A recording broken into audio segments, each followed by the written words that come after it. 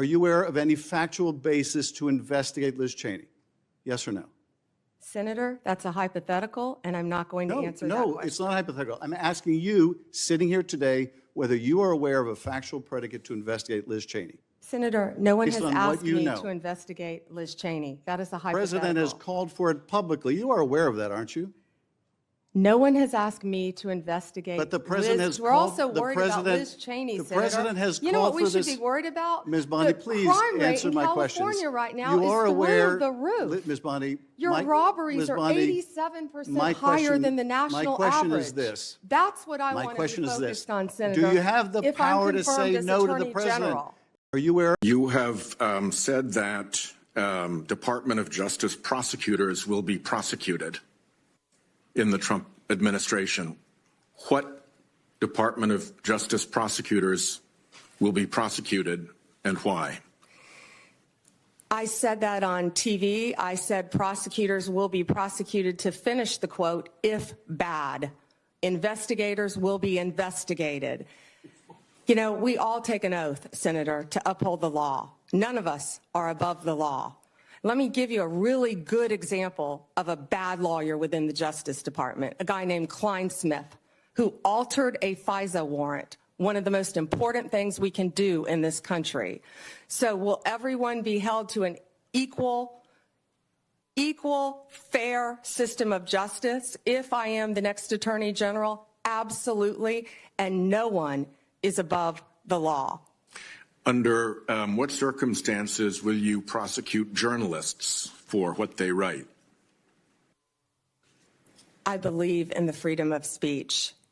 Only if anyone commits a crime. It's pretty basic, Senator, with anything, with any victim. And this goes back to my entire career for 18 years as a prosecutor and then 8 years as Florida's Attorney General. You find the facts of the case, you apply the law in good faith, and you treat everyone fairly. Pam Bondi, masterful performance during her confirmation hearing. And it's very interesting that, you know, there's news reports that came out. I think Trump has the youngest cabinet pick ever. Youngest cabinet ever, Trump. Let's see if I can find it. Yeah, it's historical. It's not actually youngest, but it's historical. Trump picks historically young people of top officials. Donald Trump is about to become the oldest person ever sworn in as president. These people already started. But look at the average age in Donald Trump's administration, 54. Look at Joe Biden's. Oh, my God. Look at Joe Biden, 63. The average age is 63, with Trump's second term being the average is 54, 59 in his first administration. Yeah, as you can see. So historically young group of top officials. And I like this because it represents more closer to how I see the government, that the young people right now, they want reform. They want change, right? This geriatric leadership that's been taking hold in Congress is not good for our country because you're not looking out for the future of the country. You're more looking out for short-term fixes, what is going on now. For instance, you're going to put your country billions of dollars in more debt just to satisfy something in the short term because you won't be alive long enough to suffer the consequence of the long-term ramifications of your decision-making. And I think this is why it's very important, and especially with 2028 coming up in 4 years, J.D. Vance, millennial, right? He represents my generation. He has a good chance. He's the front runner, if I remember correctly. He's the front runner. But I digress. This is what American people wanted. They wanted change. They wanted reform. And you're going to get it with a younger group because they're more inclined to change stuff because they're not tied to the interests of what's maintaining the current order today. But I digress. Enough with my rants. Let's get into the clips. Do you have any doubts that Joe Biden had the majority of votes, electoral votes, necessary to be elected president in 2020? You know, Senator, all I can tell you as a prosecutor is from my firsthand experience. And I accept the results. I accept, of course, that Joe Biden is president of the United States. But what I can tell you is what I saw firsthand when I went to Pennsylvania as an advocate for the campaign. I was an advocate for the campaign, and I was on the ground in Pennsylvania, and I saw many things there. But do I accept the results? Of course I do. Do I agree with what happened? And I saw so much No one from either side of the aisle should want there to be any issues with election integrity in our country. We should all want our elections to be free and fair and the rules and the laws to be followed. I think that question deserved a yes or no. And I think the length of your answer is an indication that you weren't prepared to answer yes. You give a nuanced answer. You get triggered by the nuanced answer because you just wanted yes or no answers. When someone trying to get you on a yes or no, they don't want people to know why you're saying yes or why you're saying no, right? Because if you just say I agree because you said so, people will say that's not a good reason to say yes to a question like that. But if you say, "Oh, I'm saying no because of I don't like your answer, I don't like your questioning," people are not going to accept that, right? But that's what people could be thinking in their head. My thing's always been, why are you saying yes? Why are you saying no? At least I'm clear and I clearly understand where they're coming from when they give the yes or no answer. And it's so baffling to me how these hypocrites sit here and try to lecture Pam Bondi about integrity, about corruption, about weaponization of the DOJ. I'm going to give my voice a little break. Let's check out this clip and then we'll get right back into the clips. And it would not be appropriate for a prosecutor to start with a name and look for a crime. It's a prosecutor's job to start with a crime and look for a name, correct? Senator, I think that is the whole problem with the weaponization that we have seen the last 4 years and what's been happening to Donald Trump. They targeted Donald Trump. They went after him, actually starting back in 2016. They targeted his campaign. They have launched countless investigations against him. That will not be the case if I am Attorney General. I will not politicize that office. I will not target people simply because of their political affiliation. Justice will be administered even-handedly throughout this country. Senator, we've got to bring this country back together. We've got to move forward, or we're going to lose our country. Yeah, man. Hey, man. She got it, man. Hey, look, I'm fully support when I saw her track record. Look, I'm biased. All I had to do was find out she represented Florida, and I'm like, yeah, she's good. I'm messing around, guys. I'm messing around. Let's get into this clip. This is gonna be the final clip before I end off this video. I think it's very important because I want to stand on this tread line about how many of these Democrats are so concerned about the weaponization of the DOJ, but without acknowledging that they have started the precedent first. They weaponize the DOJ, and then when they lose power, they say, "Oh, we shouldn't weaponize the DOJ." After they already have done it, like make it make sense. Or after you hit me in my face, you go, "I think we should stop fighting now." What? I gotta get my lick back. I gotta get my punch back. I gotta get payback. Right? That's the tendency of human nature because we want fairness. Right? If you hit me, I can hit you. Two-way street. It's innate in human nature to want consistency. You want standards applied the same. And it's baffling that the Democrats openly raided Mar-a-Lago, created all these unprecedented, it's unprecedented to have a former president house raided. Unprecedented, the Democrats are pushing. But that's how much a threat Donald Trump is. Then years later, 2025, we find out that the raid was nothing more than a political stunt from the get-go, from the jump. And when Americans had that instinct saying, this is politically motivated, the prosecution and lawfare against Donald Trump is politically motivated, Democrats sit there and the media sit there, try to gaslight you to think, no, it's not. No, it's not. And now everyone's BS meter is at 1,000 right now because anything the media said, we don't believe it. The wildfires in LA is because of climate change. Don't believe it. The media created this themselves because we look at the outcomes. The media said that Donald Trump will prolong the talks with Gaza. Donald Trump won't do anything about Gaza. Kamala Harris if you care about Gaza, Kamala Harris is your best chance for peace to happen. Not even 4 days before he takes office, the peace deal already got through. The people of Gaza are celebrating. Israel disgruntledly agree, but they'll get their people back. People will finally have closure in Israel. but Donald Trump, he won't do anything for anybody. No, he represents all Americans. Like I said, American First is a nationalist movement. If you're an American, Donald Trump's ethos is trying to create a better situation for you guys where all of us can win. But all of us is not going to get 100% of what we want, but we're going to get something. And that's a promise I think I can make about the American First movie. But I digress. I've been ranting too long. Let's get into this clip, and then we'll end off the video with my final thoughts. The most destabilizing act that I saw in the past 4 years, maybe in the history of the department, is when Attorney General Garland decided on the basis of dubious facts and untested legal theories to criminally prosecute a former president of the United States.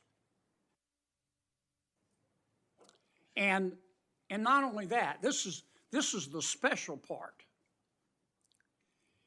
He decided to do it after the former president of the United States had announced that he was going to run against Attorney General Garland's boss, didn't he?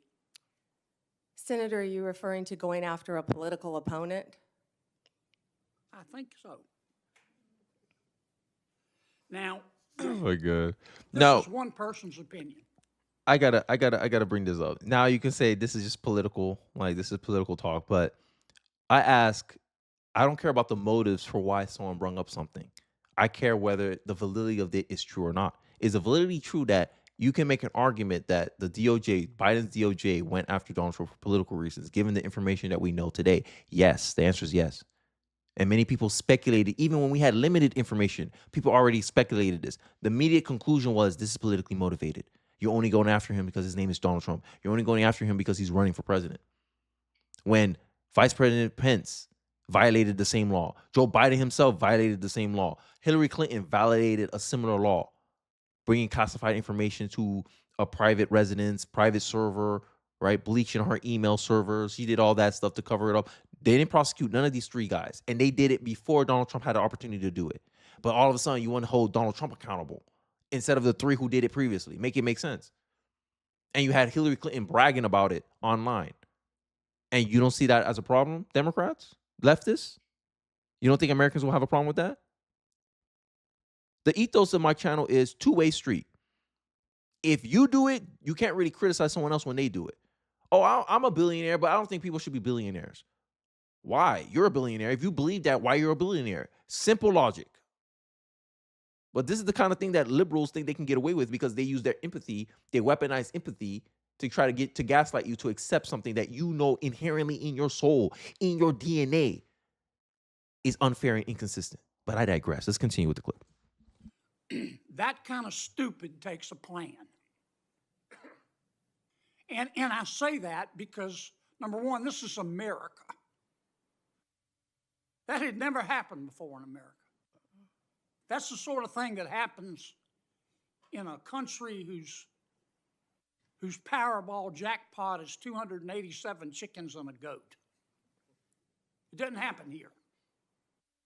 And I call it stupid because it broke the seal. It broke the seal. And this is why Democrats can't really get mad. Y'all break precedent, and then now you get mad that now you trying to tell the Republicans not to take advantage of something you took advantage of already. It always happened with Democrats. Since they did the filibuster with Obama, when Obama wanted to put in a Supreme Court justice, they broke the filibuster, said F the filibuster, we'll pass it with a simple majority. And I always remember this because this is when I started paying attention to politics. I remember when Mitch McConnell came up on the stage and he was like, you guys break the filibuster. You guys will regret this. He said that. Mark his words. When Trump came in and he just, three justices. All the leftists get mad. I'm like, yo, y'all started the precedent. Y'all broke the precedent. You said it was okay to put judges in the Supreme Court by simple majority. You did that. Obama did that. You decided to raid the house of the former president. You made it okay to prosecute former presidents. You did that. You broke the precedent. You made it unprecedented. You made the unprecedented move. Never been done before. Never happened before. Remember that? Y'all was bragging about that. But y'all trying to blame it on Trump. Oh, it's Trump's fault. Trump forced the Democrats' hand. How convenient. I digress, though. Let's finish up the video. It normalized it. There are a lot of ambitious prosecutors in America, Democrat and Republican. And I'll Letitia bet you James, right Alvin now there's some Bragg. prosecutor in a particular state thinking about, well, maybe I ought to file criminal charges against President Biden's inner circle for conspiring to conceal his mental decline. And that's the road we're headed down. And you've got to fix it, Counselor.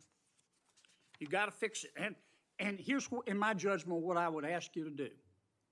Find out who the bad guys are and the bad women and get rid of them. Find out who the good people are and lift them up. But do it on the basis of facts and evidence and fairness.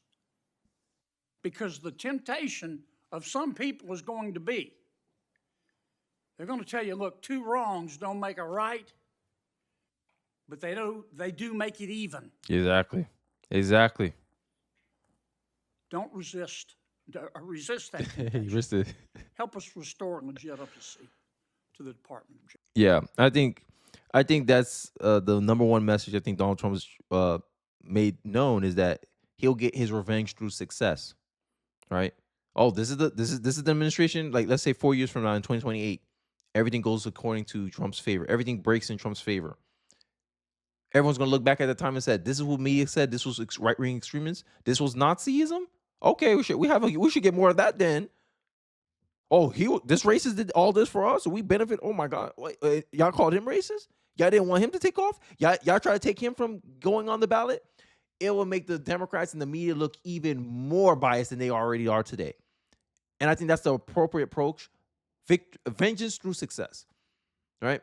We have to take the high road on this. I know, people may not feel like it's fair because, Democrats are allowed to do whatever they want and they never get held accountable.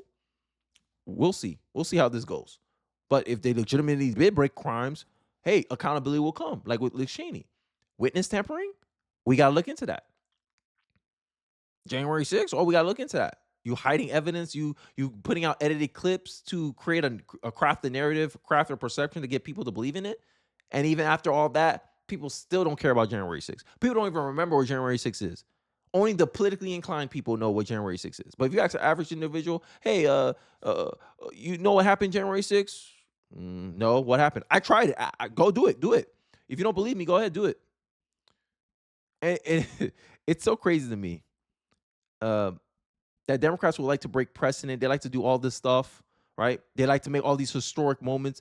They make history sometimes in the bad way. Oh, what in an historic turn of events, a former president was prosecuted. They love to make history in the wrong light, right? Like defending slavery. Democrats have got a good track record when it comes to making history. First black woman, she's running for president. You mean biracial woman, but okay, I'll take it. I'll take your argument for now. To lose an election and certify her own electoral loss. Yeah, you making history in the wrong way, Democrats. But, I digress. I think that's enough for me. I think I gave you guys enough of a picture in a good, maybe 15 minutes at the time? I don't know. I'm not recording. I'm not seeing the time here. But, hey, let me know your thoughts about Pam Bondi. You think she'll be a great attorney general? I think she had one of the best confirmation hearings outside of Pete Hegseth. Marco Rubio was fine, but I felt like there was no pressure on Marco Rubio. I think he was going to be the easiest to get confirmed. Now, Kash Patel, RFK, I'm looking forward to those confirmation hearings, and I hope you stay with me and watch it alongside me. I'll leave it off at there. Don't forget to like, comment, subscribe. I appreciate you guys watching the end of the video, and I'll catch you guys on the next one. Peace.